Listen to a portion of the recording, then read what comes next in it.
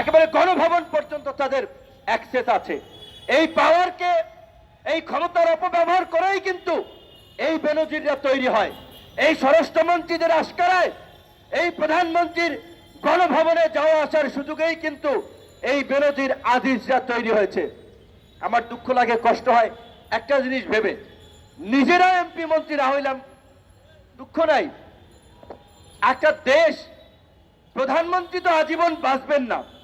এই যে বেনজির পুলিশের যে ক্ষতি করেছে, এই পুলিশকে বিশুদ্ধ করতে অন্তত আরো 10 বছর লাগবে, অন্তত আরো 10টা ভালো বেনজিরের পয়দা হওয়া লাগবে পুলিশের মধ্যে। পুলিশকে যেভাবে মোরালি ডিস্ট্রয় করেছে, সামরিক বাহিনী আমাদের গর্বের জায়গা। শেখ হাসিনা সামরিক বাহিনী, পুলিশ বাহিনীকে ধ্বংস করছে। তার মরার পরেও তো এই সামরিক বাহিনী থাকবে, পুলিশ বাহিনী থাকবে, এই রাষ্ট্র থাকবে। কিন্তু এই যে বাহিনীগুলোর যে অধপতন ঘটিয়েছে, আজকে অনেক আর্মির সিনিয়র কর্মকর্তারাই বলে যে আগে আমরা রিটায়ার্ড করার পরে ভাবতে পারতাম না যে আমাদের একটা প্লট হবে, গাড়ি হবে, এত সুযোগ সুবিধা। আর এখন সামরিক বাহিনীর একজন মেজর ওই পর্যন্ত গেলেই গাড়ি কেনার জন্য লোন, প্লট, পূর্বাচল, জলসিঁড়ি, এইভাবে সুযোগ সুবিধা দিয়ে আজকে রাষ্ট্রের প্রতিষ্ঠানগুলোকে দুর্নীতিগ্রস্ত করে আজকে এই বেনজির আজিজ বানিয়েছে। আমাদের তো ভবিষ্যতে চলতে হবে। এইভাবে আজকে পুরো সমাজকে নৈতিকভাবে অধপতন ঘটিয়েছে। শিক্ষকরা জাতির গর্ব, জাতির মেরুদণ্ড, শিক্ষকদেরকে আজকে চোরের মেরুদণ্ডে পরিণত করেছে।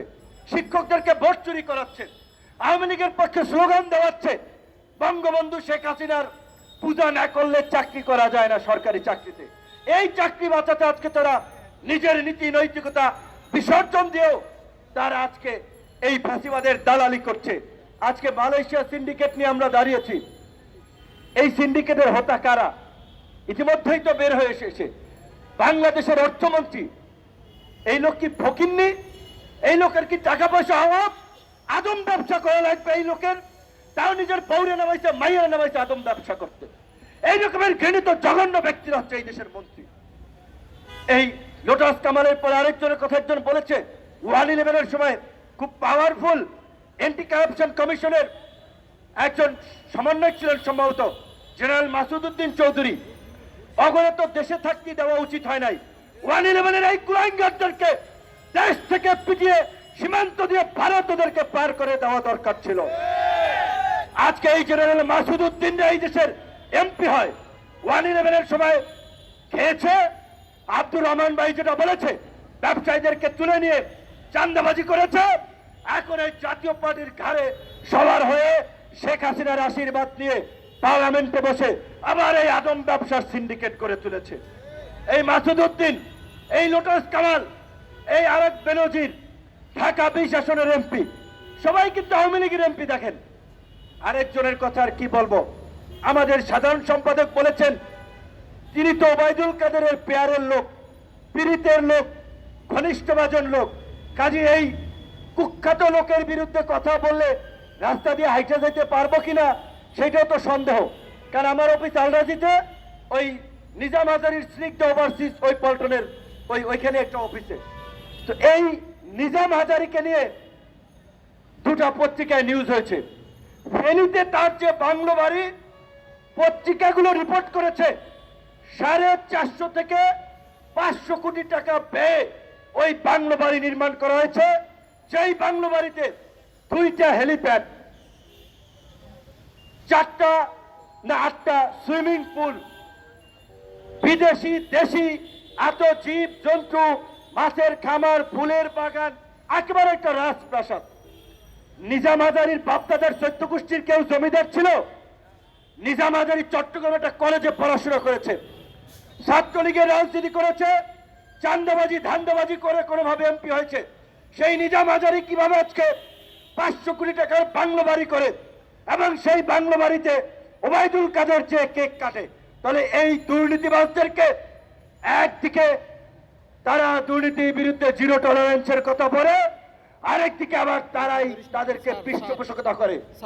ওবায়দুল কাদের বড় বড় কথা বলছেন, শেখ হাসিনা সাবধান না, দুর্নীতির বিরুদ্ধে ব্যবস্থা নেন, এই সেই।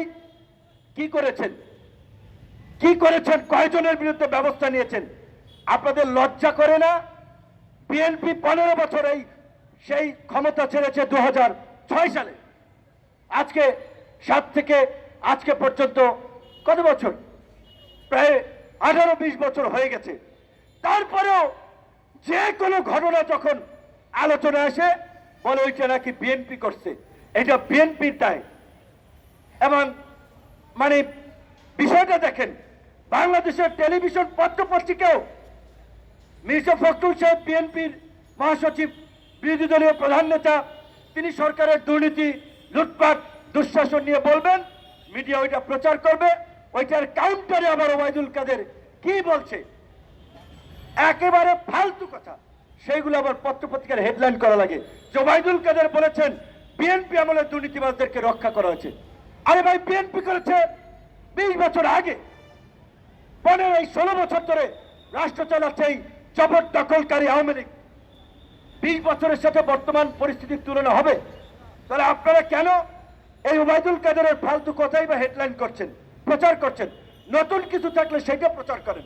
তো আজকে 4 জন এমপির কথা বের হয়ে এসেছে মালয়েশিয়ার সিন্ডিকেটের সাথে। আমরা দেখতে চাই ওবায়দুল কাদের এবং ওবায়দুল কাদেরের সরকার এই 4 জন চোর, দুর্নীতিবাজ, আদম ব্যবসায়ী এমপির বিরুদ্ধে কি ব্যবস্থা নেয় আমরা দেখতে চাই, জনগণ দেখতে চাই। এবং শ্রমিক অধিকারকে বলবো, এই 32,000 শ্রমিকের সাথে যোগাযোগ করুন, তাদেরকে সংগঠিত করুন। এই 4 আদম ব্যবসায়ী এমপির বিরুদ্ধে যদি ব্যবস্থা না নেয়, আমরা এই ভুক্তভোগী শ্রমিকদেরকে নিয়ে ওই আদম ব্যবসায়ীর 14 গোষ্ঠী উদ্ধার করবো। ওর কোথায় অফিস, বাড়ি, গাড়ি, প্রপার্টি আছে, সেটা আমরা উদ্ধার করব। কারণ অনেক প্রতিবাদ করেছি, প্রতিবাদ করছি, প্রতিকার হচ্ছে না। আর এবার শুধু প্রতিবাদ করলে হবে না, প্রতিরোধ করে তুলতে হবে। মালয়েশিয়ার শ্রমবাজার এই সরকারের আমলেই 3 বার বন্ধ হয়েছে, 3 বার। সর্বশেষ 2018 সালে বন্ধ হয়েছে। সরকারের টনক নড়বে না? একটা আহাম্মকি সরকার, একটা অপদার্থ সরকার, একটা ধ্বজভঙ্গ সরকার। এই জন্য বলছি যে দেখেন, মালয়েশিয়ার মতো বড় একটা শ্রমবাজার, আজকে জাতিসংঘ যখন মালয়েশিয়াকে বলছে, বাংলাদেশকে বলছে, আইএলও বলছে যে এখানে শ্রমিকদের সাথে প্রতারণা করা হচ্ছে, তাদের সাথে অন্যায় অবিচার করা হচ্ছে, তারপরেও তারা এগুলো সমাধানে কোনো আগ্রহ দেখায়নি এই পর্যন্ত। মালয়েশিয়ার শ্রমবাজারে তারা 9টা দেশ থেকে শ্রমিক নেয়। কোন দেশ মালয়েশিয়ার এই রকমের অযৌক্তিক শর্ত মানে নাই যে তারা স্পেসিফিক কয়েকটা এজেন্সিকে কাজ দিবে, তারা বাংলাদেশ থেকে লোক পাঠাবে। এইটা করেছে সত্যিকার অর্থে নিজের জাতি ভাই, তো লজ্জা লাগে। আমাদের বাংলাদেশিদের মতো ইতর, শেষরা, দুর্নীতিবাজ, 2 নাম্বার পৃথিবীর আর কোন দেশের মানুষ আছে বলে আমার মনে হয় না। কষ্ট নেন না, ওই কাতারে তো আমিও আছি, কারণ আমি তো আপনাদেরই ভাই, এই দেশেরই তো নাগরিক। এই যে সেই ভদ্রলোকের কথা উঠে এসেছে, একজনের নাম, তিনি বাংলাদেশি বংশোদ্ভূত একজন লোক। তিনি ওইখানের কিছু দুর্নীতিবাজ মন্ত্রী এবং কর্মকর্তাকে ঘুষ, টাকা পয়সা দিয়ে তিনি ম্যানেজ করেছেন, একটা সিন্ডিকেট তৈরি করেছেন। সরকার যদি এটা বুঝাই বলতো যে ভাই এর মাধ্যমে শ্রমিকরা প্রতারিত হবে, আমাদের শ্রমবাজার ক্ষতিগ্রস্ত হবে, তোমরা যদি সরকার শ্রমিক নাও, আমরা সরকারিভাবে তোমাদেরকে যে সমস্ত ভালো এজেন্সি আমরা লিস্ট দেবো, তাদের কাছ থেকে নিতে হবে, তাহলে কিন্তু আর এই সিন্ডিকেটটা হতো না। মধ্যপ্রাচ্যের শ্রমবাজার, মধ্যপ্রাচ্যের সব কয়েকটা দেশে বাংলাদেশে আলেমদের খুব সম্মান, ইমামদের খুব সমীহ করে তারা, বাংলাদেশ থেকে তারা ইমাম নিতে চায়। কিন্তু এই দুর্নীতি, লুটপাট, এই সিন্ডিকেটের কারণে আজকে মধ্যপ্রাচ্যের শ্রমবাজারও আমরা হারাচ্ছি। মধ্যপ্রাচ্যের প্রত্যেকটি দেশে ভারত থেকে আলু, পটল, ঝিঙে, কাঁচামরিচ, মূলা, করলা যায়। বাংলাদেশের মতো একটা ওভার পপুলেটেড কৃষি প্রধান দেশ, আমরা যদি ওদের সাথে সম্পর্ক তৈরি করতাম, আমরা এই বাজারটা ধরতে পারতাম। কিন্তু যারা ক্ষমতায় আছে, তাদের কি জনগণ, রাষ্ট্র, দেশ এগুলো নিয়ে কোনো ভাবনা আছে? ভাবনা থাকলে তো আজকে দেশের এই পরিস্থিতি হতো না। একটা দেশের পুলিশ প্রধান, সেনা প্রধানের বিরুদ্ধে এই ধরনের অভিযোগ আসার পরেও সরকার কোনো ব্যবস্থা নেয়নি। কালের কণ্ঠ পত্রিকা বেনজিরকে নিয়ে নিউজ করেছে প্রায় 1 মাস, ব্যবস্থা নেয় নাই। যখন আমেরিকা দুর্নীতির জন্য কুখ্যাত জেনারেল আজিজের উপরে নিষেধাজ্ঞা দিল, তখন সরকারের কানে পানি গেছে, তারা বুঝেছে না ব্যবস্থা এখন নেওয়া লাগে। কারণ আমেরিকা কিছু শর্ত দিয়েছে, তোমরা যদি ব্যবসার পরিবেশ উন্নতির ক্ষেত্রে দুর্নীতির প্রতিবন্ধকতা দূর না করো, এই লোকগুলো তোমাদের দুর্নীতির সবচেয়ে বড় সিন্ডিকেট তৈরি করেছিল, দুর্নীতিকে বিস্তার করেছে, তাদের বিরুদ্ধে ব্যবস্থা নিতে হবে। এখন আমেরিকাকে খুশি করার জন্য, আমেরিকার সাথে পীড়িত করার জন্য সরকার মূলত দুর্নীতির বিরুদ্ধে কিছু কথা বলছে, গরম গরম কথা বলছে, না হলে এটা বলতো না।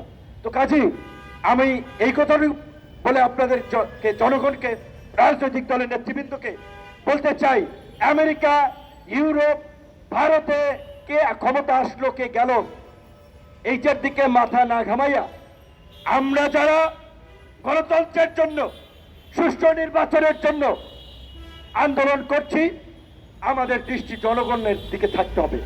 জনগণকে ফোকাস করে আমাদেরকে এগিয়ে যেতে হবে। বিদেশিরা তাদের স্বার্থের জন্য দেন দরবার করবে, বিদেশিদের সাথে আমরা বিরোধী দল কিছু দিয়া পারবো না, কারণ আমরা ক্ষমতায় নেই। কাজেই বিদেশিদের আশায় না থেকে জনগণকে নিয়ে জনগণের দাবিতে রাস্তায় নামতে হবে। আমাদের আজকের এই কথা পরিষ্কার, শ্রমিক অধিকার পরিষদের ভাইরা একেবারেই সরকারের উপকার করার জন্য রাস্তায় নামছে, আমি যদি মনে করি। কারণ সরকার তার এমপিদের বিরুদ্ধে ব্যবস্থা নিতে পারতেছে না, পারবে না, নানান ধরনের চাপ। তো শ্রমিক অধিকার এই যে প্রতিবাদ করেছে, এখন অন্তত ব্যবস্থা নেন। আর যদি ব্যবস্থা না নেন, আমরাও দেখে ছাড়বো এই দুর্নীতিবাজদের আশ্রয় দৌরত্ব কতদূর পর্যন্ত। আমি শ্রমিক অধিকার পরিষদ এবং আমাদের অন্যান্য অধিকার পরিষদের ভাই বন্ধুদেরকে অনুরোধ করব, যেভাবে দুর্নীতির ভয়াবহতা বেরিয়ে আসছে, দুর্নীতির বিরুদ্ধে আপনারা সরব হন। প্রত্যেকটি জেলা উপজেলায় এই দুর্নীতি নিয়ে প্রতিবাদ করুন, মানুষের সামনে তুলে ধরুন, এই লুটেরাদের চেহারা উন্মোচন করুন। এই দুর্নীতির আন্দোলন থেকেই ফাঁসিবাদ পতনের আন্দোলন হবে। শুধুমাত্র 3 তারিখ দিয়ে সরকার পতন আন্দোলন হয় না, ফ্যাসিস্ট শাসনের অবসান ঘটানো যায় না। এই ধরনের সামাজিক জনসম্পৃক্ত ইস্যুকে জনগণের সামনে নিয়ে যেতে হবে। অন্যান্য রাজনৈতিক দলগুলোর প্রতিও সেই আহ্বান জানিয়ে আমার বক্তব্য শেষ করছি।